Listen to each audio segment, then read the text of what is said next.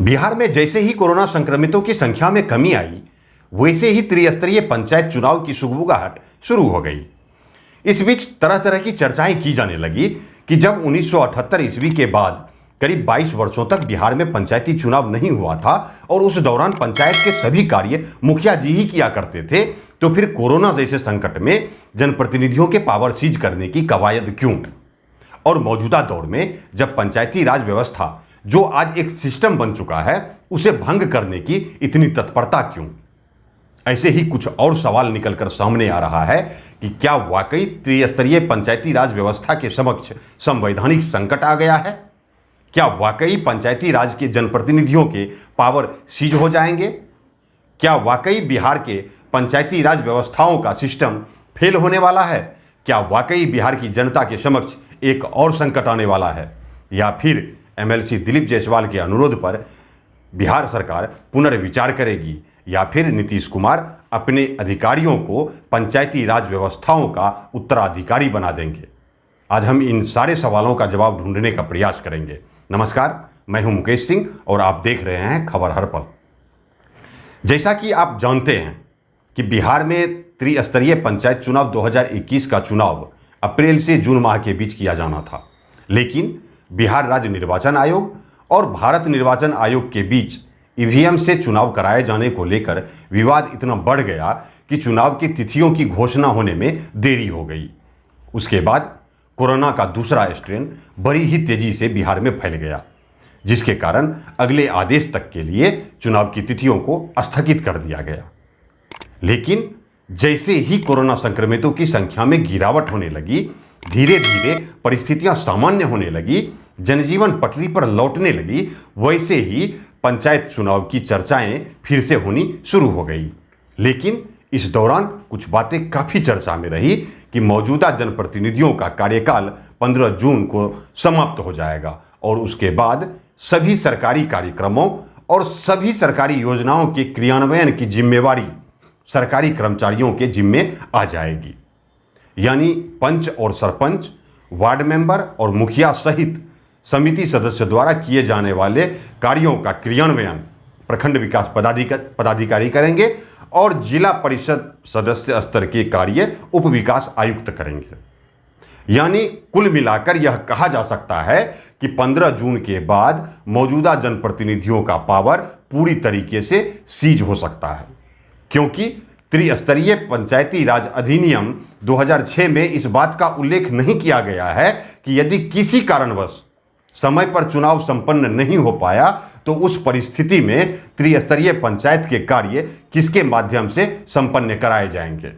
और ऐसे में यदि सरकार अधिनियम में संशोधन करना चाहे तो उन्हें सबसे पहले अध्यादेश लाना होगा और मौजूदा वक्त में विधानमंडल सत्र नहीं चल रहा है, इसलिए अभी अधिनियम में संशोधन करने की कोई गुंजाइश भी नहीं है।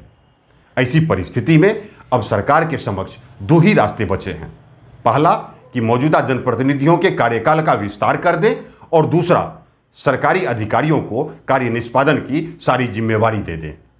ऐसे में अब आप ही बताइए कि जिस पंचायती राज व्यवस्था को जिन जनप्रतिनिधियों की देखरेख में लगातार मजबूत किया जाता रहा, जिन जनप्रतिनिधियों के सहारे सरकारी कर्मचारी द्वारा सरकारी योजनाओं का क्रियान्वयन किया जाता रहा, उसी क्रियान्वयन के बदौलत सरकार अपने 7 निश्चय कार्यक्रम को सफल कर पाई और फिर उसी सफल क्रियान्वयन को दिखाकर लगातार सत्ता के सिंहासन पर काबिज होते गए और फिर नीतीश कुमार उसी सफलता को देखकर 7 निश्चय पार्ट 2 का भी शुभारंभ किया। जिन जनप्रतिनिधियों ने नीतीश कुमार के हर अभियान को अमली जामा पहनाया, जिन्होंने बिहार के विकास में अहम किरदार निभाया, आज उन जनप्रतिनिधियों का पावर सीज करना और उस पंचायती राज व्यवस्था को भंग करना कहां तक उचित है, जबकि मौजूदा वक्त में पंचायती राज की व्यवस्थाएं एक सिस्टम बन चुका है, जिसके सहारे जनता तक सरकार की योजनाएं पहुंच पाती है और जनता भी उसी जनप्रतिनिधियों के सहारे सरकारी योजनाओं का लाभ ले पाते हैं।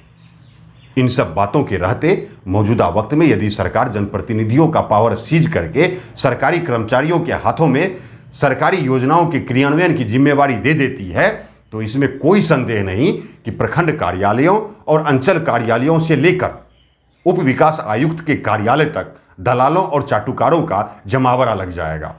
यानी सरकारी कार्यालयों पर सरकारी अधिकारियों का आधिपत्य हो जाएगा और दलालों का साम्राज्य स्थापित हो जाएगा और फिर सरकारी योजनाओं का बंदरबांट करने की होड़ लग जाएगी। इन्हीं सब बातों की गंभीरता को देखते हुए भाजपा प्रदेश के कोषाध्यक्ष और एमएलसी दिलीप जायसवाल ने बिहार सरकार को पत्र लिखकर कहा है कि कोरोना संक्रमण के कारण पंचायत चुनाव टालने की स्थिति बन गई है, जिसके कारण पंचायती राज व्यवस्था के समक्ष संवैधानिक संकट भी आ सकता है। उन्होंने अंदेशा जाहिर किया है कि ऐसे में यदि जनप्रतिनिधियों की शक्ति समाप्त कर दी जाएगी तो केंद्र और राज्य सरकार की योजनाओं का क्रियान्वयन में बाधा उत्पन्न हो सकता है। उन्होंने सरकार से आग्रह भी किया है कि चुनाव होने तक मौजूदा जनप्रतिनिधियों की शक्ति, उनका अधिकार और उनके कर्तव्य को विस्तारित किया जाए। एमएलसी दिलीप जायसवाल के इस आग्रह को कितनी गंभीरता से लेते हैं बिहार सरकार, उनके इस विचार का कितना समर्थन मिलता है लोगों को, ये कहना कठिन है। लेकिन एमएलसी दिलीप जायसवाल का प्रस्ताव मुख्यमंत्री नीतीश कुमार को गंभीरता से विचार करने के लिए विवश जरूर करता है। और यदि मौजूदा हालातों में मुख्यमंत्री नीतीश कुमार पंचायती राज व्यवस्था को भंग कर अपने अधिकारियों को पंचायती राज व्यवस्था का उत्तराधिकारी बना देते हैं तो वो दिन दूर नहीं जब एक और संकट का सामना करना पड़ेगा बिहार की जनता को। इसलिए आप सबों से आग्रह है कि इस वीडियो को आप ज़्यादा से ज़्यादा शेयर कीजिए ताकि सरकार और अधिकारियों तक ये वीडियो पहुंच जाए और बिहार की जनता एक और संकट का सामना करने से बच जाए। बहुत बहुत धन्यवाद।